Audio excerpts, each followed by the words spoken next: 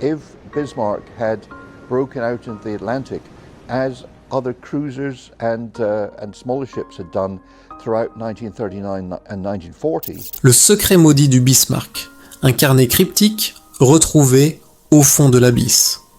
Le Bismarck était salué comme le cuirassé le plus redoutable jamais construit, presque invincible, un symbole de la puissance navale allemande. Pourtant, son naufrage reste l'une des batailles navales les plus déroutantes de l'histoire. Un événement macabre, interminable, qui défie toute explication simple. Et si l'histoire officielle cachait un secret plus sombre ? Lorsque les explorateurs se sont aventurés dans le centre de commandement obscur de l'épave, à près de 6000 mètres sous l'Atlantique, ils ont mis au jour un artefact qui n'aurait jamais dû survivre, un carnet imbibé d'eau contenant un message glaçant. Cette découverte improbable révèle un mystère plus sombre sur les derniers instants du navire qui remet en question tout ce que nous pensions savoir sur la fin du Bismarck, le géant indestructible. Le Bismarck était une légende bien avant de couler, un énorme cuirassé qui paraissait quasi invulnérable. Long de plus de 250 mètres et déplaçant plus de 50 000 tonnes, il était le navire de guerre le plus puissant de son époque. Il était armé de 8 canons massifs de 38 cm, capables de tirer des obus aussi lourds qu'une petite voiture sur plus de 33 km. Sa ceinture de blindage, épaisse de 33 cm, était conçue pour résister aux attaques les plus féroces, faisant du navire une véritable forteresse flottante. L'idée même qu'un tel monstre puisse être coulé était presque impensable. Lorsque l'équipe de Robert Ballard a visité l'épave pour la première fois en 1989, ils s'attendaient à trouver une coque brisée, déchirée par les dommages de la bataille et par la chute vers le fond de l'océan. Au lieu de cela, ils ont découvert quelque chose d'étonnant. Le Bismarck reposait à la verticale sur la pente boueuse d'un volcan sous-marin éteint à près de 5000 mètres sous l'Atlantique, sa coque presque totalement intacte. Malgré les destructions chaotiques sur sa superstructure, le cœur blindé du navire était étonnamment bien conservé. L'expédition de Ballard n'a révélé que 8 trous significatifs dans le blindage principal au-dessus de la ligne de flottaison et aucune brèche catastrophique sous la ligne de flottaison où les torpilles était censé avoir ouvert le navire aux inondations.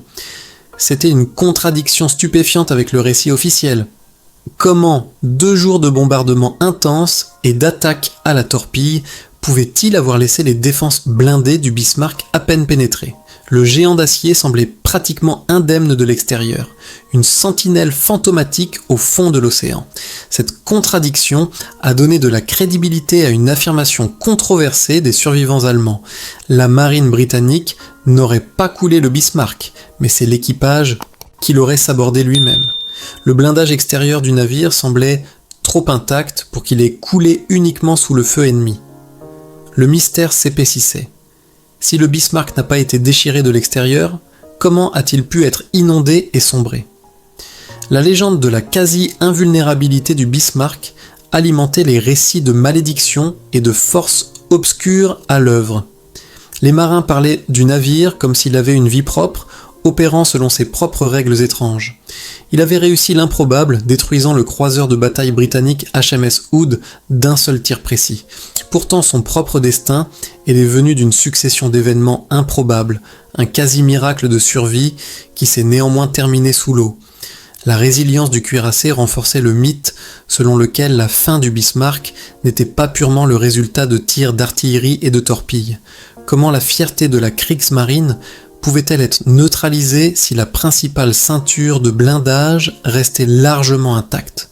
La version officielle de la puissance de feu britannique accablante semblait incomplète face aux preuves muettes reposant sous les vagues. Au centre de ce paradoxe se trouvait un navire qui aurait dû rester à flot, défiant les châtiments qu'il avait subis. Chaque découverte soulevait plus de questions. Le naufrage du Bismarck était-il une tragédie de guerre, ou y avait-il autre chose en jeu ? Cette barrière intangible entre l'histoire connue et la vérité sous-marine préparait le terrain pour les révélations qui attendaient d'être découvertes dans le centre de commandement scellé de l'épave. Quelle qu'elle soit, la réponse réécrirait le dernier chapitre de la légende obsédante du cuirassé. La chasse infernale le naufrage du HMS Hood a stupéfié la Grande-Bretagne et déclenché une poursuite acharnée du Bismarck. Le Hood était la fierté de la Royal Navy, mais c'était un croiseur de bataille avec des vulnérabilités connues, notamment un blindage de pont dangereusement mince. À 5h55 du matin, le 24 mai 1941, le Bismarck tira une salve à longue portée qui réussit le tir fatal, une chance sur 1 million, sur les soutes à munitions du Hood. L'explosion qui en résulta anéantit le navire en moins de 3 minutes, tuant tous les membres d'équipage, sauf 3 sur 1,418. Cette perte choquante galvanisa la flotte britannique à traquer le Bismarck avec une détermination implacable. Les cuirassés Rodney et King George V, des porte-avions, des croiseurs et des destroyers furent tous mobilisés pour suivre et détruire cette nouvelle menace. Winston Churchill lui-même exigea que toutes les ressources disponibles soient concentrées pour couler le cuirassé qui menaçait la survie même de la Grande-Bretagne. Le Bismarck était déjà gravement endommagé, mais il faisait preuve d'une résilience effrayante alors qu'il tentait d'échapper à sa capture. Son commandant, l'amiral Günther Lütjens, poussait le géant meurtri vers la sécurité de la France occupée où des réparations pouvaient en être effectuées. Pendant près de 24 heures, le navire glissa à travers l'Atlantique agité, échappant à plusieurs reprises à la flotte britannique, malgré plusieurs repérages. La panique s'installa au sein du commandement britannique, car la possibilité grandissait que le Bismarck puisse atteindre la cale sèche de Saint-Nazaire. Une forteresse capable d'accueillir même les plus grands cuirassés. Le sort des convois de l'Atlantique et le cours de la guerre étaient en jeu. Dans un geste quasi désespéré, la Royal Navy lança des biplans, des bombardiers torpilleurs Swordfish Antique, depuis le porte-avions Ark Royal dans une tempête pour attaquer le Bismarck. Ces sacs de ficelle, stringbags, comme les équipages les appelaient, étaient lents et vulnérables, mais leur seule présence déconcerta les défenses antiaériennes avancées du Bismarck. La lenteur des biplans les rendait difficiles à suivre et à cibler avec précision. La première vague de torpilles manqua la cible ou frappa la ceinture de blindage épaisse sans dommage, mais la chance ou le destin frappa à nouveau. Une seule torpille a touché l'arrière du Bismarck à l'endroit le plus vulnérable, ses deux gouvernails. L'explosion les a bloqués à bâbord, rendant le navire incapable de gouverner et le forçant à emprunter une trajectoire de cercle lent et fatal, l'éloignant de la sécurité et le menant droit dans les mains de la flotte britannique arrivante. Ce coup de torpille fut un tournant, un tir une chance sur 1 million qui scella la destinée du cuirassé. Le coup fatal, l'acte de défiance. Le coup de torpille, qui a bloqué les gouvernails du Bismarck, fut d'une conséquence dévastatrice. Ce n'était pas seulement un dommage, c'était la perte de la capacité de naviguer, transformant le navire d'un prédateur mortel en une cible impuissante. Piégé dans une lente dérive en cercle, le cuirassé était condamné à affronter la flotte britannique approchante, sans espoir d'évasion ou de riposte efficace. Les dommages au gouvernail signifiaient que le Bismarck ne pouvait plus atteindre la sécurité des chantiers navals français. Au lieu de cela, il fut emporté vers les eaux libres, où les cuirassés britanniques comme le Rodney et le King George VI se préparaient à porter le coup de grâce. Le sort du navire paralysé n'était plus entre ses mains, et la panique commença à se répandre parmi l'équipage. Les conséquences furent brutales. La puissance de feu britannique réduisit la superstructure en ruines flamboyantes, transformant les ponts en un spectacle de destruction ardente. Des centaines d'obus brisèrent les couches supérieures du navire. Mais la coque lourdement blindée resta largement intacte. La résilience du cœur du navire ajouta au mystère. Comment le cuirassé pouvait-il rester à flot après un tel châtiment tout en coulant ? Cette contradiction a ravivé les témoignages de survivants affirmant que l'équipage avait sabordé le navire de l'intérieur. Au lieu d'être coulé directement par le feu ennemi, ont-ils soutenu, l'équipage a choisi d'inonder délibérément les compartiments activant des charges de démolition pour empêcher le cuirassé de tomber entre les mains britanniques. Pendant des décennies, cela fut écarté, mais de nouvelles preuves ont forcé une reconsidération. La pression de l'inondation incontrôlée a écrasé les ponts sous la ceinture blindée, les enfonçant de 3 à 4 mètres, un signe que la structure interne du navire avait été submergée de l'intérieur. Cette preuve pointait de manière concluante vers une inondation interne massive après que les dommages de combat eurent rendu le Bismarck inefficace au combat. L'idée que le Bismarck ait été intentionnellement sabordé change l'histoire, la transformant d'une défaite simple en une histoire teintée de désespoir et de détermination. L'équipage préférait couler sa propre fierté plutôt que de la livrer à l'ennemi, un acte de défi final au milieu d'une destruction inévitable. Pourtant, si l'inondation interne explique le naufrage, elle n'élucide pas le mystère glaçant révélé par le carnet perdu retrouvé dans la salle de contrôle. Ce dernier message cryptique fait allusion à une présence inconnue, des ombres dans l'eau aperçues juste avant la chute finale du navire. Ce mystère creuse plus profondément, soulevant des questions qui dépassent les batailles physiques pour atteindre des sphères que peu avaient osé imaginer. Au cœur du commandement, l'impossible artefact, l'exploration de la tour de commandement du Bismarck ne ressemblait à aucune plongée précédente. C'était l'endroit où l'âme du navire avait battu, où l'amiral Günther Lutyens avait dirigé la bataille depuis le centre nerveux blindé. L'épave gisait à près de 5000 mètres de profondeur, un royaume de pression écrasante et d'obscurité glaciale.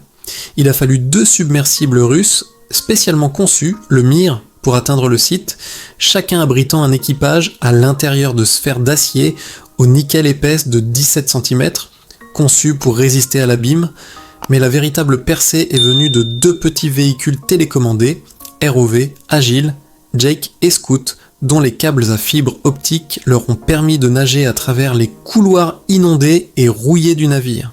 S'aventurant par un hublot soufflé, Jake s'est glissé dans un labyrinthe de métal corrodé et de câbles emmêlés, un tombeau chaotique figé depuis 1941. Les lumières puissantes du robot ont révélé des vestiges de tables de navigation, de transmetteurs d'ordre de machine et de roues de gouvernail étonnamment intactes, projetant une lueur sinistre sur ce dédale de mort et de destruction. Le sonar a peint une carte tridimensionnelle détaillée de l'intérieur tordu du pont, où chaque surface témoignait d'une bataille violente et d'un abandon soudain. C'était la première fois en plus de 60 ans que des yeux humains apercevaient dans le cœur interne des dernières heures du Bismarck. Puis vint la découverte qui sidéra l'équipe. Un petit objet sombre coincé derrière le binacle de boussole lourdement blindé. Contre toute logique et toute attente, ils ont trouvé un carnet relié en cuir, gonflé et déformé par l'eau froide de l'Atlantique, mais préservé avec une clarté remarquable. Le carnet semblait presque momifié, protégé de la décomposition par l'huile qui s'était échappée des systèmes hydrauliques du navire et par l'absence d'oxygène dans cet abîme glacial. Il s'agissait d'un artefact qui aurait dû être détruit dans la tempête de feu, écrasé lors de la chute ou dissous en 8 décennies. L'impossibilité de cette découverte est immense. Un objet organique fragile survivant à un bombardement de 2 heures, un chavirage, une chute de 5000 mètres et une longue glissade le long d'un volcan sous-marin boueux. L'équipe savait qu'elle ne pouvait pas risquer une récupération physique. Toute tentative aurait pu détruire à la fois l'artefact inestimable et l'explorateur robotique. Au lieu de cela, la caméra haute définition du submersible a zoomé, capturant des images du carnet ouvert à sa dernière page où une écriture allemande, frénétique et hâtive, s'accrochait faiblement au papier taché d'eau. Ce que la caméra a révélé était plus qu'un simple journal historique. C'était un message cryptique. L'encre avait bavé par endroits, mais plusieurs lignes restaient lisibles, des mots d'un moment longtemps réduits au silence, mais douloureusement préservés. Le message suggérait non seulement comment le Bismarck avait trouvé sa fin, mais laissait entrevoir quelque chose de plus sombre, un mystère inédit qui s'était déroulé dans cette même salle de contrôle alors que le navire sombrait. Cet unique artefact remettait en question des décennies d'histoire acceptée et ouvrait une porte vers l'inconnu. Ce qu'il révélait allait non seulement résoudre l'énigme du naufrage du cuirassé, mais aussi soulever de nouvelles questions glaçantes auxquelles personne ne s'attendait. Sabordage confirmé. Pendant des décennies, les survivants du Bismarck ont constamment soutenu que le navire n'avait pas été coulé uniquement par la puissance de feu britannique, mais avait été délibérément sabordé par son propre équipage pour éviter la capture. Selon leur récit, le navire étant paralysé et les gouvernails bloqués, les ingénieurs sont descendus sous les ponts, ont ouvert des compartiments étanches et ont réglé des charges de démolition pour s'assurer que le cuirassé ne deviendrait pas un trophée pour l'ennemi. Ce récit a été écarté pendant des années par les historiens et les responsables militaires, désireux d'attribuer le mérite de la victoire à leur propre force. Cependant, les preuves recueillies au fond de l'épave apportent un soutien écrasant à l'histoire des survivants. L'état impeccable de la ceinture de blindage extérieur, confirmé pour la première fois par l'étude de Ballard, montre que le navire n'a pas été catastrophiquement percé de l'extérieur. Les dommages structurels internes racontent une histoire différente. Les ponts sous le pont blindé principal ont été écrasés vers le bas de 3 à 4 mètres, un signe clair que le navire a été massivement inondé de l'intérieur. Le poids de l'eau, remplissant les compartiments inférieurs, a submergé le cadre interne du navire avant qu'il ne succombe aux profondeurs. L'immense bombardement britannique a rendu le Bismarck non fonctionnel, détruisant sa capacité à combattre ou à manœuvrer et rendant son naufrage inévitable. Les obus ont brisé les systèmes de communication, d'alimentation électrique et d'armes, isolant le navire dans son combat final. Pourtant, la coque du navire est restée remarquablement intacte, renforçant l'idée que sa descente n'a pas été causée par une pénétration externe, mais par une inondation interne cohérente avec un sabordage délibéré. L'entrée finale lisible du carnet fournit une confirmation glaçante. Elle enregistre l'amiral libérant l'équipage et mentionne que des charges de démolition ont été réglées avec un compte à rebours. Ce témoignage de première main, probablement rédigé par un officier sur le pont, marque les derniers instants avant que le navire ne s'enfonce sous les vagues. Il transforme le témoignage des survivants en preuve irréfutable, résolvant enfin l'un des plus grands mystères navals de la guerre. Cette révélation remodèle le récit, passant d'une destruction totale par le feu ennemi à un acte calculé de fierté navale et de désespoir. L'équipage a choisi de refuser aux Britanniques la gloire de capturer son navire amiral intact, garantissant que les restes du Bismarck resteraient un secret sous la mer. C'était un geste final de contrôle dans une bataille qui avait autrement échappé à leur commandement. Pourtant, si le sabordage explique la méthode du naufrage, il introduit simultanément de nouvelles énigmes. Les dernières lignes du carnet parlent de ombres dans l'eau qui n'étaient pas les nôtres, faisant allusion à une présence inconnue dans les derniers moments chaotiques du navire. Cette note défie toute explication facile et propulse le mystère dans des eaux plus sombres et inexplorées. Des ombres dans l'eau. Les dernières lignes du carnet en cuir trouvé dans la salle de contrôle du Bismarck contiennent un message qui a laissé perplexes les historiens et les explorateurs.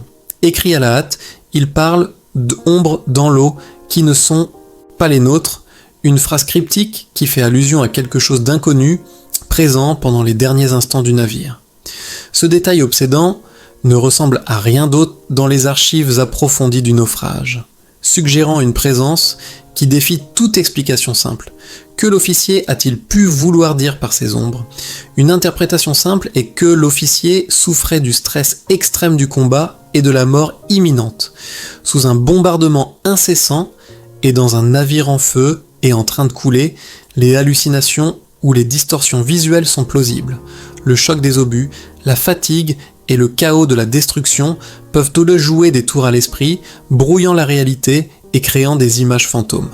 Les ombres dans l'eau pourraient n'avoir été rien de plus qu'une réponse psychologique à une pression et une peur inimaginables. Pourtant, d'autres explications s'aventurent dans des possibilités plus concrètes. Des sous-marins allemands se trouvaient dans la zone pendant les dernières heures du Bismarck, notamment le U-556, qui tentait apparemment d'aider son navire amiral. Les ombres auraient pu être les silhouettes de ces U-boats se déplaçant dans l'obscurité de l'Atlantique. Néanmoins, la note de l'officier indique explicitement que les ombres n'étaient pas les nôtres, impliquant quelque chose d'extérieur même à ses alliés connus. La phrase « pas les nôtres » a alimenté plusieurs théories folles, dont une impliquant des objets sous-marins non identifiés, OSNI, parfois appelés l'équivalent marin des mystérieux Foo Fighters. Tout au long de l'histoire navale, il y a eu des rapports de lumière ou de contacts étranges et rapides qui défient l'identification. Certains ont spéculé que le destin extraordinaire du Bismarck, y compris le coup de torpille improbable et la malchance apparemment guidée, pourraient être liés à de tels phénomènes. Les mots de l'officier fournissent la seule suggestion documentée appuyant ces affirmations. L'explication paranormale pousse le mystère encore plus loin. L'épave du Bismarck est un tombeau pour plus de 2000 hommes, un lieu de fins soudaines et violentes. Beaucoup de ceux qui ont visité le site rapportent un sentiment écrasant d'être observé ou une présence lourde, presque spirituelle. Des récits non vérifiés d'anomalies sonores et de signaux fantomatiques près de l'épave ont circulé, laissant entendre que le navire pourrait encore détenir des secrets au-delà du physique et de l'historique. Les ombres pourraient-elles être des échos de cette hantise ? Quelle que soit la vérité, la survie impossible du carnet et son étrange message nous obligent à confronter les limites de ce que nous comprenons de cette bataille finale. Il transforme le naufrage du Bismarck d'une histoire de guerre navale en un récit touché par l'inconnu, nous incitant à imaginer des forces au-delà des bombes et des balles. Ce murmure du passé invite non seulement les historiens, mais aussi les rêveurs et les sceptiques à réfléchir à ce qui s'est réellement déroulé sous les vagues. Les ombres dans l'eau nous rappellent que même avec toute la technologie, la recherche et les archives, certains mystères restent insaisissables.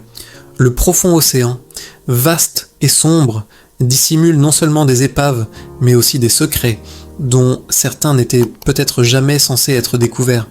L'histoire du Bismarck ne se termine pas par une simple conclusion, mais par une invitation à questionner, à s'émerveiller et à reconnaître la mince ligne entre l'histoire et le mythe. Le naufrage du Bismarck est une histoire de puissance épique, de choix désespérés et de secrets perdus dans les profondeurs. Son blindage presque intact, l'ordre de sabordage confirmé par les survivants et les preuves sous-marines et cet impossible carnet transforment la légende en une réalité obsédante. Si vous êtes fasciné par les coins cachés de l'histoire et les mystères non résolus, assurez-vous de liker et de vous abonner pour plus de plongées profondes dans les histoires sous la surface.